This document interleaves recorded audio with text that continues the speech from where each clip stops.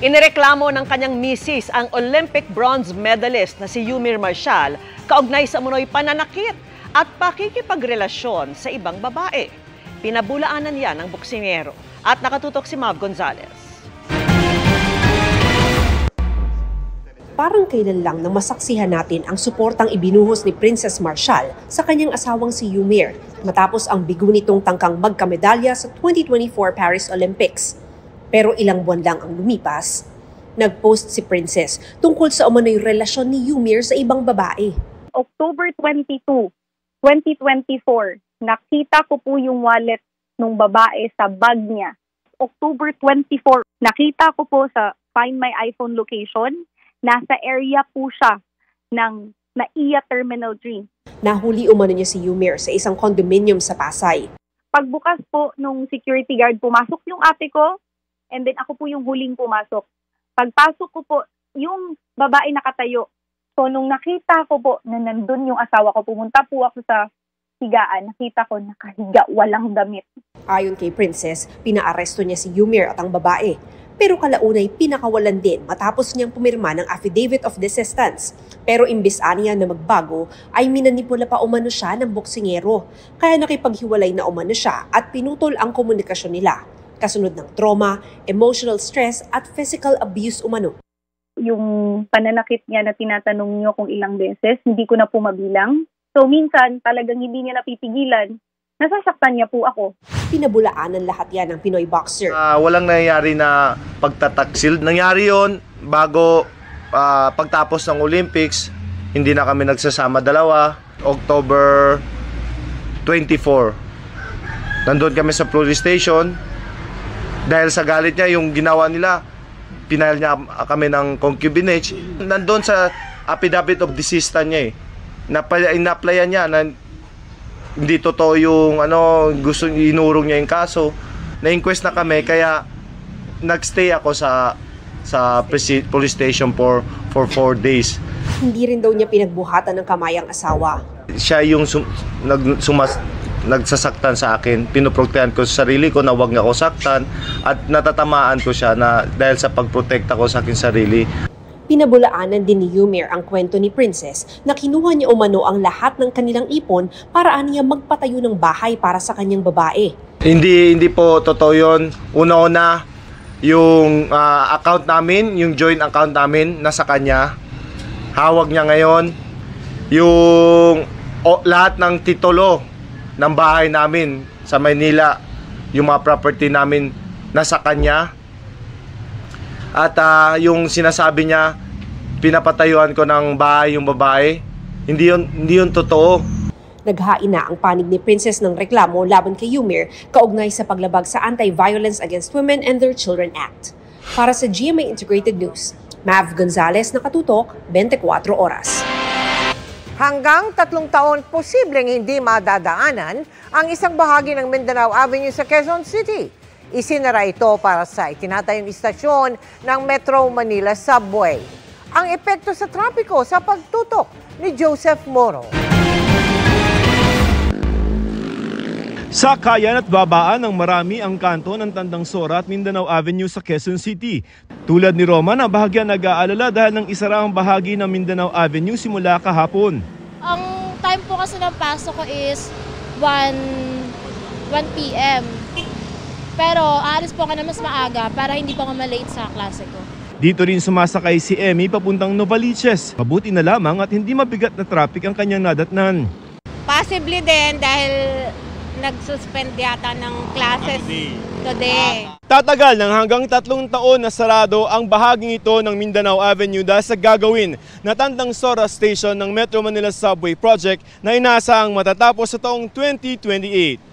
Sarado ang pinakagitna ng bahaging ito ng Mindanao Avenue pero tila ibinuka lamang ito dahil naglagay ng diversion road na may parehong bilang ng lane sa magkabilang panig nito. Mabilis sa tuloy-tuloy naman ang daloy ng mga sasakyan sa southbound lane ang daanan namin kaninang 2:00 ng hapon. Sa northbound lane lamang medyo nagkakasabay-sabay ang mga sasakyan pero gumagalaw ang trapiko. Ayon sa Metro Manila Development Authority o MMDA, bahagya lamang inaasahan nilang epekto sa trapiko sa lugar ng ginagawang subway station. Opo. Kumbaga, nagkaroon lang ng palikpik. Medyo kakanan lang po ng konti, ikot. Opo. Balik din naman po sila doon sa same road. May itinalaga ring traffic enforcers. Ang Tandang Sora Station ay isa sa 17 istasyon ng 33-kilometer subway na may kabuang halaga na lampas 400 bilyong piso.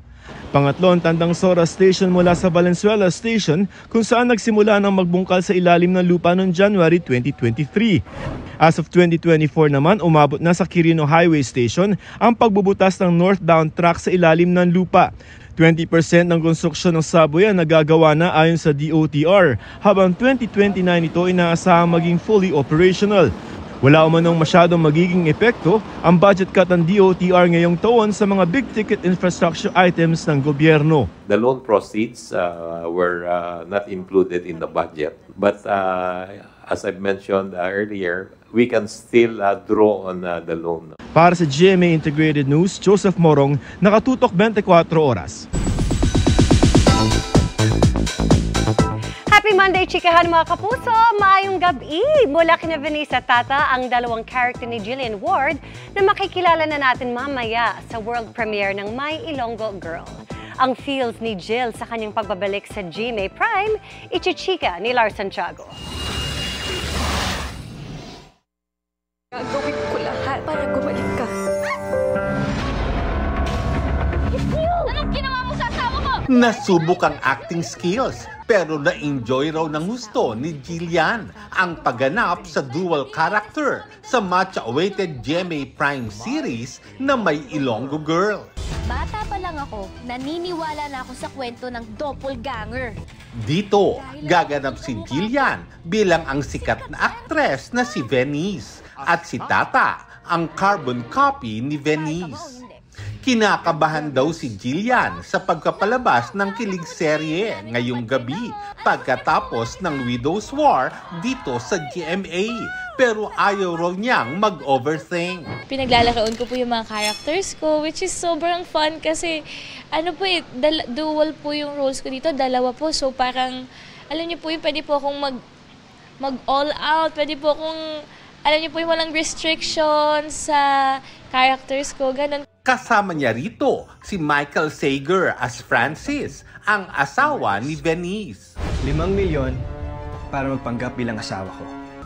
Mas malapit na raw lalo sa isa't isa sina Jillian at Michael at na-appreciate daw ni Jill ang ipinapakitang kabaitan at thoughtfulness ng kanyang leading man. Pati po yung mga paborito kong drinks, parang kabisado niya na po lahat. Yung mga gusto kong music, ganon. Which is nakatulong po talaga para maging mas komportable po ako sa kanya. Tulad po niya, last time hindi po ako nakaka-reply sa kanya. Talagang very vocal po siya, sasabihin niya, huwag ka kasi nang-go-ghost. Dapat marunong kang mas makipag-communicate ba? Ganun. Sa unang linggo pa lang ng My Ilonggo Girl, marami na raw mangyayari na ikagugulat at kaaaliwan ng viewers, kina Tata at Venice. Mga kapuso, maglantaw kita sa My Ilonggo Girl karon nga gabi. See you there! Lars Santiago, updated sa showbiz happening. Personal na dumalo si Pastor Apollo Kibuloy para sa pagdinig sa petisyon niya para makapagpiyansa. Kaugnayan ng hinaharap niyang kasong qualified human trafficking, isang non-bailable offense. Nakatutok si Oscar Oida. Pasado 10:30 na ng hapon nang lumabas ng Pasig Regional Trial Court si Pastor Apollo Kibuloy matapos ang maghapong pagdinig sa inihain nilang petisyon para makapagpiyansa para sa kasong qualified human trafficking. Kung tutuusin, non-bailable ang kaso pero hiniling pa rin ito ng pastor na dumalo pa sa pagdinig kahit maluba umano ang ubo. At around 10 o'clock in the evening last night, I was about to file a motion that he be excused from personally appearing today. Pumunta talaga siya dito sa korte para ipakita na wala siyang kasalanan. Kanina, sumalang sa direct examination ng kanyang private lawyers ang testigo ng prosekusyon na si alias Amanda. Sa darating na Huwebes, i-cross-examine naman siya ng mga abogado ng depensa. Very ready kasi pag nagsasabi ka naman ng totoo, handang-handa ka naman kasi wala kang kailangang i-twist sa mga sasabihin mo. Para sa GMA Integrated News, Oscar Oida, nakatutok, 24 oras. Kinatigan ng Muntinlupa Regional Trial Court ang hiling ng direktor na si Daryl Yap na gag order kaugnay ng cyber libel case na inihain laban sa kanya ni Vic Soto. Ibig sabihin, hindi maaring isapubliko ang anumang usapin tungkol sa kaso alinsunod sa sub judice rule. Paraan din ito para hindi maisapubliko ang iba pang detalye ng pelikula na batay sa teaser o pasilip sa social media ay tungkol kay Pepsi Paloma. Hiningi rin ng korte ang komento ng kampo ni Soto para sa motion of consolidation. Imbes naman sa January 15 ay iniurong ang sunod na pagdinig sa kaso sa January 17. Samantala, itinanggi naman ng kapatid ni Vic Soto na si dating Senate President Tito Soto ang pahayag ng kampo ni Yap na ipinadala sa isang kapatid ni Soto ang kopya ng script ng pelikula. Sabi ng dating senador, ibinigay umano ito kay Vic Del Rosario, ang big boss ng Viva Films at hindi kay Vic Soto. Hindi umano nabasa ng magkapatid na Soto ang script.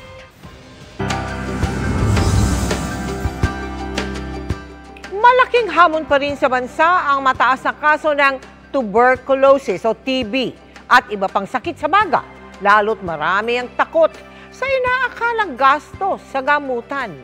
Paalala ng Department of Health, may mga libreng gamutan sa mga health center. Handa ring tumulong ang inyong GMA Kapuso Foundation.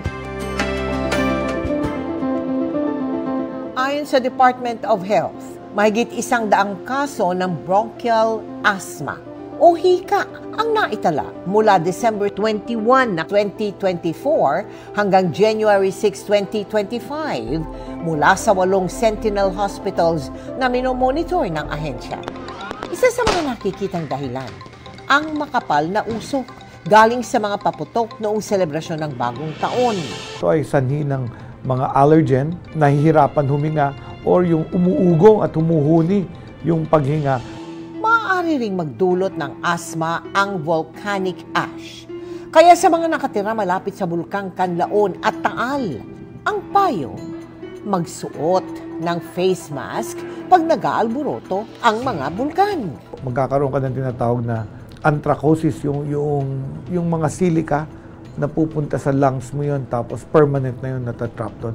Later on in life, makakakos pa yun ng chronic pulmonary disease. Ang mga ganitong sakit sa baga ang binabantayan ngayon ng DOH. Kasama na riyan ang tuberculosis o TB. May mga proyekto ang ahensya para dito, gaya ng TB detection at libreng gamot sa mga TB dot center. Ang problema natin, marami kaming fallout. Yung tinatawag na gagamutin mo sila, after 1 to 2 months, masarap na pakiramdam ko, wala na ako ubo, di na ako nilalagnat. Hihinto sila pumunta. Kailangan mo ng 6 months to 9 months to completely treat TB. Sa mga kapuso natin na nangangailangan ng medical assistance, maaaring mag-iwan ng mensahe sa GMA Kapuso Foundation official Facebook page sa ilalim ng aming Kapuso Kalusugan Konsulta Project. At sa mga nais sumuporta sa aming mga proyekto, maaari po kayo magdeposito sa aming mga bank account o magpadala sa Cebuana Lolier. Pwede ring online via GCash, Shopee, Lazada at Globe Rewards.